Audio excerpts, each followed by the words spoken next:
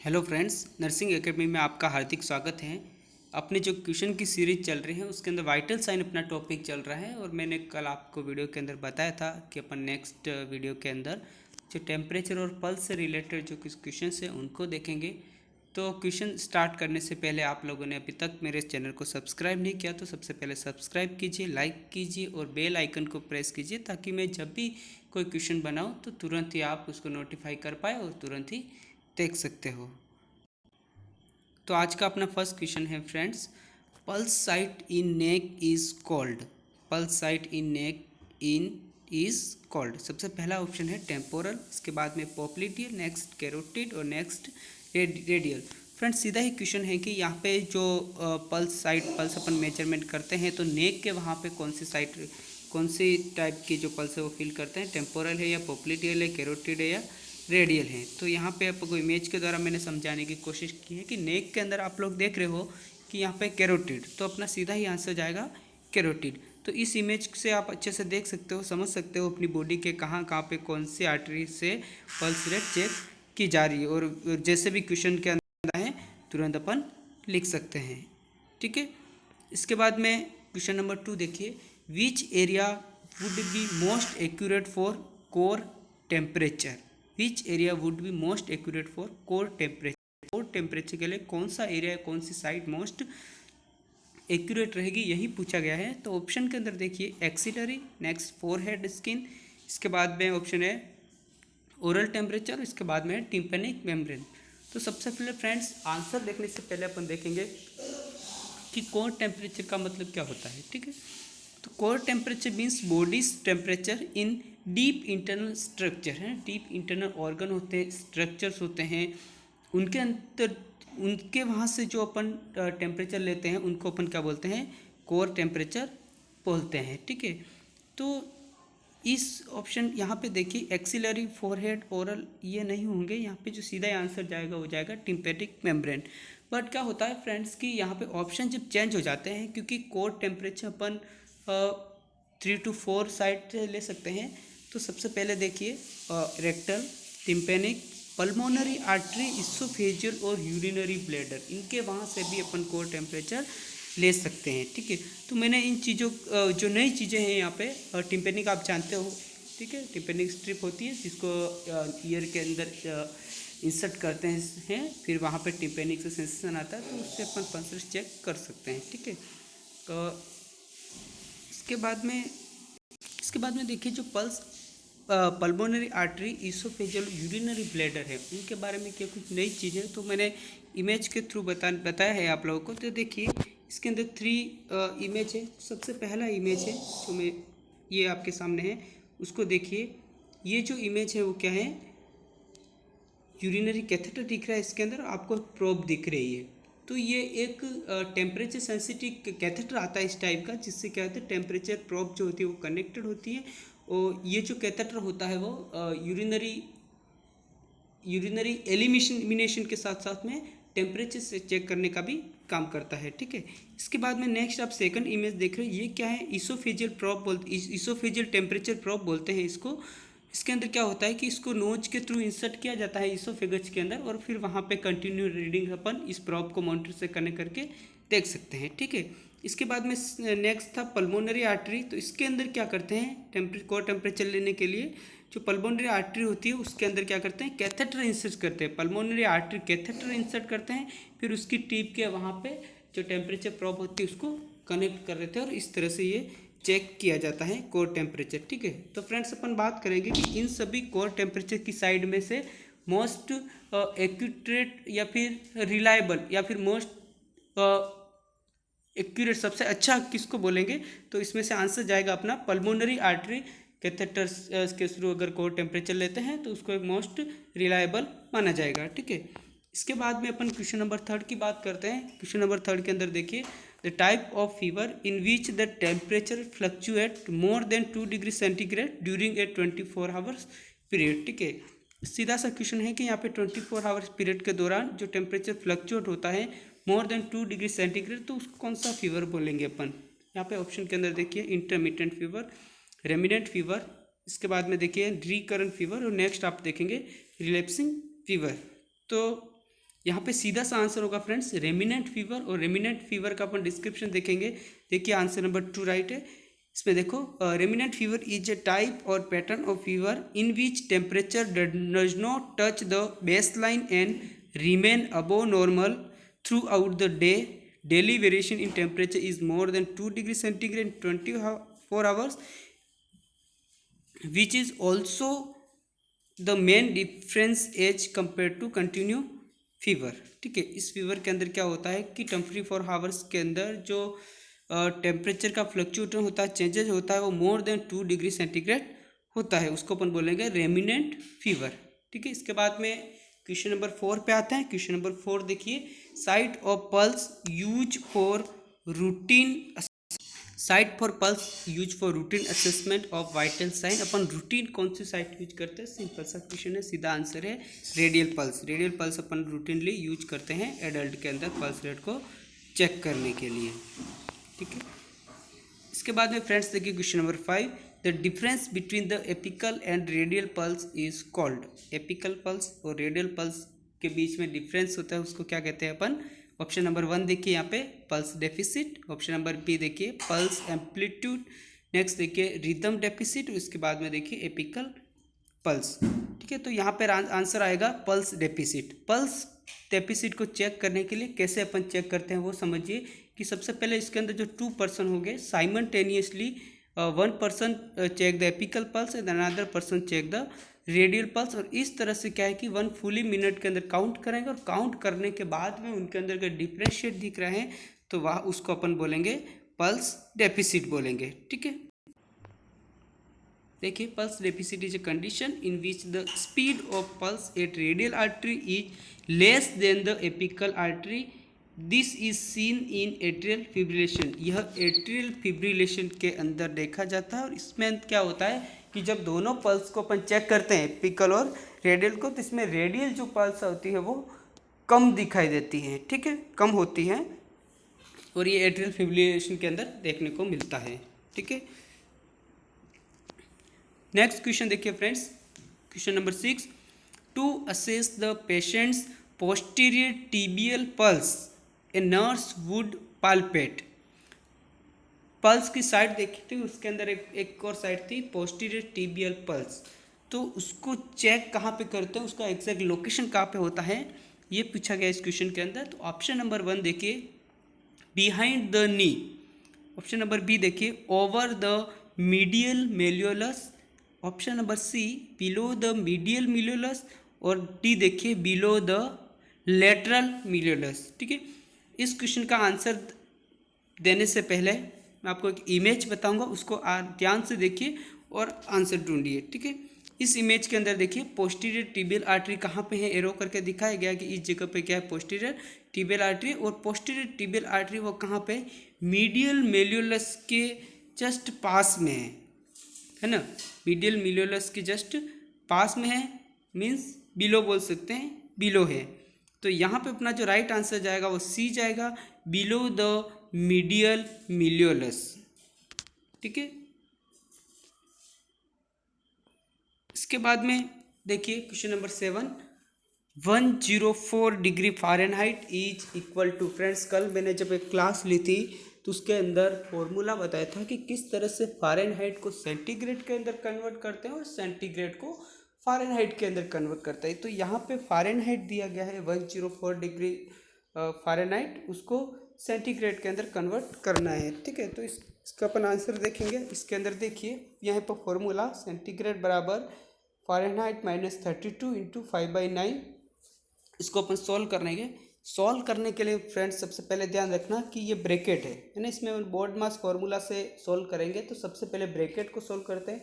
Most of student क्या करते हैं कि इस फॉर्मूला को याद रखते हैं, ब्रैकेट का ध्यान नहीं रखते, फिर अगर बोर्ड मास लगाते हैं तो सबसे पहले इधर डिवाइडेशन, इसके बाद इंटू का कर लेंगे और फिर आंसर गलत आ जाएगा। सबसे पहले अपन क्या करेंगे कि जो फ़ारेनहाइट कितना दे रखा है 104 में से 32 को माइनस करेंगे, इंटू 5/9 करेंगे। ठीक है, तो 104 में से 32 अगर माइनस करेंगे तो 72 आएगा, और इंटू 5/9 0.555 आएगा, उसको अपन 56 लिखेंगे। तो यहाँ पे 40 डिग्री सेंटीग्रेड आ रहा है तो ऑप्शन नंबर बी जो होगा अपना राइट आंसर होगा। ठीक है, तो फ्रेंड्स नेक्स्ट क्वेश्चन देखिए, क्वेश्चन नंबर 8। क्वेश्चन नंबर 8 देखिए, a nurse is checking A rectal temperature with mercury thermometer, which of the following action by nurse is incorrect. ये नेगेटिव क्वेश्चन है, इसके अंदर अपना देखना है कि कौन सा स्टेटमेंट गलत है या रॉन्ग स्टेटमेंट है, उसको देखना है। ठीक है, सबसे पहला देखिए, insert the thermometer through the anal sphincter. Option number B देखिए, read the thermometer with the mercury at eye level. Next option, apply water soluble lubricant to the thermometer before insertion. और नेक्स्ट देखिए, leave the thermometer in place for 5 to 10 minute before reading. तो friends one by one अपन वापस इन option को देखेंगे, कौन सा राइट है कौन सा गलत है, डिफ्रेंशिएट करेंगे। सबसे पहले insert the thermometer through anal sphincter, that is right है, एनल स्पिंटर के थ्रू ही रेक्टम के अंदर इंसर्ट किया जाता है।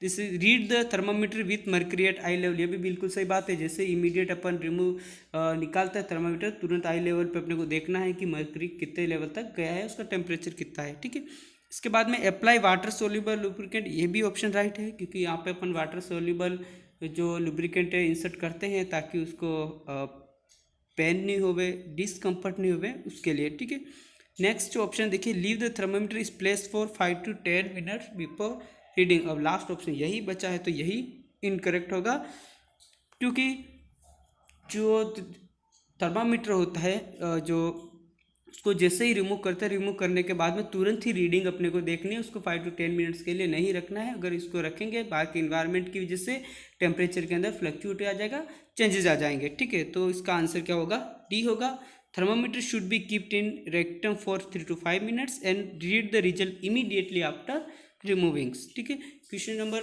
9 देखिए, next, the body's autonomic tendency to maintain a constant internal environment is termed as।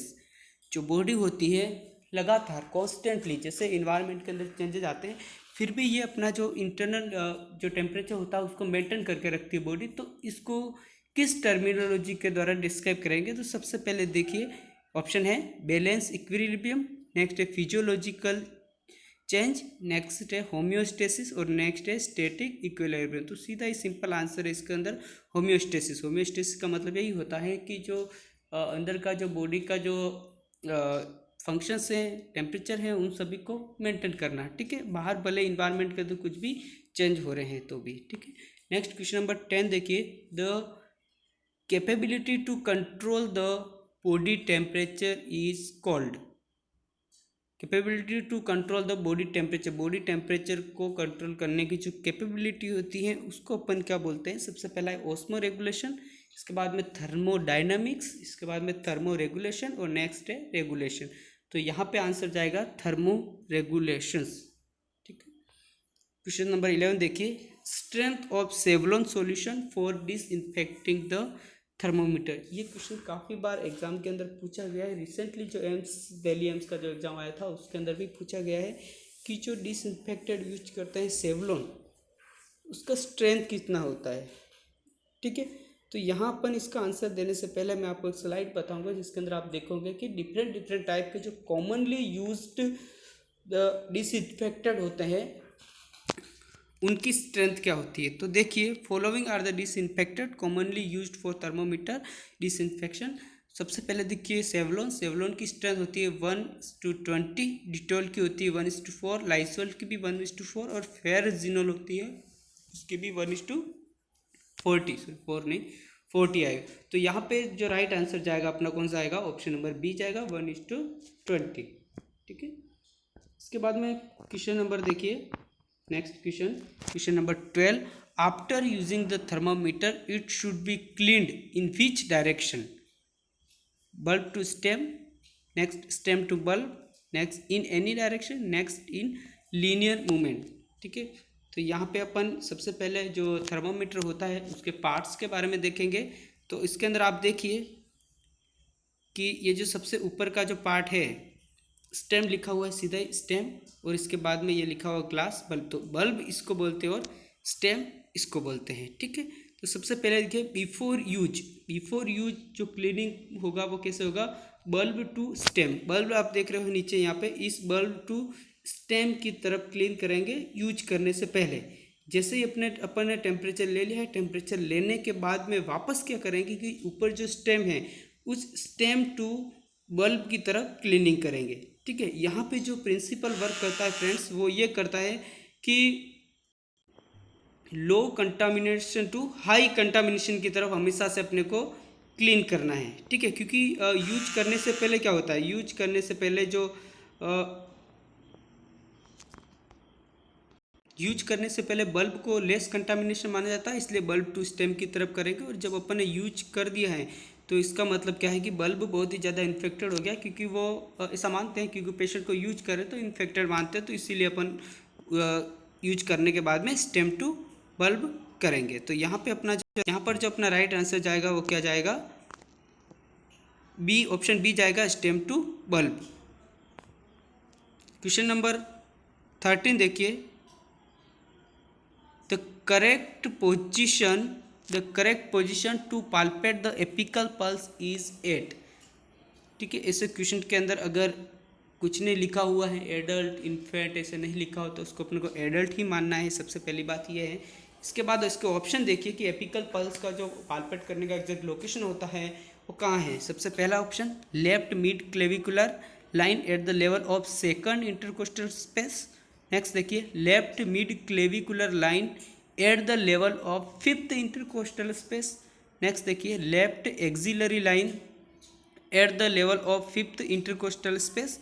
और इसके बाद में नेक्स्ट देखिए, left mid clavicular line at the level of seventh intercostal space. ठीक है, ऐसा क्वेश्चन आ जाता है, बड़ा क्वेश्चन आ जाता है, तो उसको ध्यान से समझना है, पढ़ना है, उसके बाद में ही आंसर देना है, जल्दबाजी नहीं करनी है। ठीक है, तो यहाँ पे मैं आपको करेक्ट पोजीशन जो होती है वो उसके इमेज के थ्रू समझाऊंगा। वैसे इसका जो राइट आंसर होगा ये होगा, मिड क्लेविकुलर्स में जो फिफ्थ नंबर जो इंटरकोस्टल स्पेस होता है वहाँ से अपन एडल्ट के अंदर ले सकते हैं। तो इस इमेज को देखिए फ्रेंड्स, यहाँ पे एक आपको देखो क्लेविकल बोन है, उसके बीच में उसके जो मिडिल पॉइंट होता है उसको अपन बोलते हैं मिड क्लेविकुलर। मिड क्लेविकुलर से अगर अपन सीधा लाइन ड्रॉ करते हैं तो वो सीधा लाइन लेफ्ट साइड की तरफ ड्रॉ करते हैं तो हार्ट से थोड़ा सा दूर होते हुए जाती है। ठीक है, तो जो एपिकल पल्स लेते हैं वो अपन मीट्रल वॉल पे लेते हैं। तो यहाँ पे जो मीट्रल वॉल एडल्ट के अंदर की बात करते हैं तो वो कहाँ पे आता है, फिफ्थ इंटरकोस्टल स्पेस के अंदर आता है, इसलिए अपन वहाँ पे स्टेथोस्कोप का डायफ्राम रखेंगे और एपिकल पल्स चेक करेंगे। अगर अपन इन्फेंट की बात करते हैं या ऐसे बच्चे जिसकी एज 4 साल से कम है तो उसमें फोर्थ जो इंटरकोस्टल स्पेस होता है वहाँ पे अपन चेक करेंगे। और मोर देन 4 ईयर्स होते हैं, more than 4 years less than 6 year जो बच्चे होते हैं उनके अंदर क्या होता है कि जो मिड क्लेविकुलर लाइन अपन ड्रॉ करते हैं उसके जस्ट एग्जैक्ट वही मिडिल साइड के वहाँ पे फिल होगी। जबकि एडल्ट के अंदर क्या होता है, थोड़ा सा अपने को मीडियल जाना पड़ता है ना, फिफ्थ इंटरकोस्टल स्पेस से थोड़ा सा मीडियली जाएंगे, मीडियल हार्ट की तरफ जाएंगे, तब जाके अपने को वहाँ पे एपिकल पल्स फील होगी। ठीक है, तो फ्रेंड्स अपना यहाँ पे राइट आंसर कौन सा होगा, left mid clavicular line at the level of fifth intercostal space, option number B right जाएगा। ठीक है, आगे देखिए question number 14, for every 1 degree Fahrenheit rise temperature the pulse rate increased by, option number 1 देखिए 20 beats पर minute, option number B देखिए 10 beats पर minute, option number सी देखिए 15 बीट्स पर मिनट और ऑप्शन नंबर डी देखिए 5 बीट्स पर मिनट। तो यहाँ पे सीधा सा आंसर जाएगा 10 बीट्स पर मिनट। अगर 1 डिग्री फ़ारेनहाइट टेम्परेचर बढ़ता है तो उसके मतलब में 10 बीट्स पर मिनट जो पल्स रेट होती है वो बढ़ती है। तो यहाँ पे दोस्तों ध्यान देखने वाली बात यह है कि यहाँ पे फ़ारेनहाइट है, सेंटीग्रेड नहीं है। ठीक है, एग्जाम के अंदर आप जल्दबाजी मत कीजिए, आराम से क्वेश्चन को समझिए और उसके बाद में आंसर, क्योंकि ऐसे ही जो क्वेश्चन आते हैं जिसको अपने को लगता है कि ये बिल्कुल सरल है और वही क्वेश्चन क्या होते हैं अपने को मार्क खा जाते हैं, बाकी अच्छे से अच्छे क्वेश्चन अपन अटेम्प्ट कर लेते हैं। ठीक है, क्वेश्चन लास्ट देखिए, question number 15, suitable site to check pulse into newborn के अंदर जो सूटेबल साइट होती है पल्स चेक करने के लिए वो कौन सी होती है। ऑप्शन नंबर 1 देखिए एपिकल, ऑप्शन नंबर 2 देखिए फीमोरल, ऑप्शन नंबर 3 पेडल, उसके बाद में कैरोटिड। तो यहाँ पे सीधा आंसर है कि न्यूबॉर्न के अंदर अपन हमेशा एपिकल जो साइट होती है उसी को प्रेफर करते हैं, उसी को सूटेबल साइट मानते हैं। तो फ्रेंड्स थैंक यू, आज का अपना वीडियो यहीं तक है। आज मैंने 15 क्वेश्चन बनाए हैं। आपको अगर वीडियो पसंद आया तो लाइक कीजिए, अधिक से अधिक शेयर कीजिए और अपने दोस्तों को भी सब्सक्राइब करवाइए, ताकि सभी लोग इस चैनल से जुड़ सकें और अधिक से अधिक संख्या में मैं आप लोग को समझा पाऊँ, ताकि आप क्या है कि एग्ज़ाम्स को अच्छे से क्लियर कर पाओ। क्योंकि अभी क्या है कि कोरोना वायरस इफेक्ट के बाद में बहुत सारी वैकेंसीज आएगी, क्योंकि रिसेंटली आप लोग देख रहे हो कि यहाँ पे कितनी नर्सिंग की हो रही है। तो शायद होप अपन यही मानते हैं कि बहुत सारी अच्छी सी वैकेंसी आएगी। तो आप कंटिन्यू पढ़ाई कीजिए और अपनी नर्सिंग एकेडमी से जुड़े रहिए। धन्यवाद।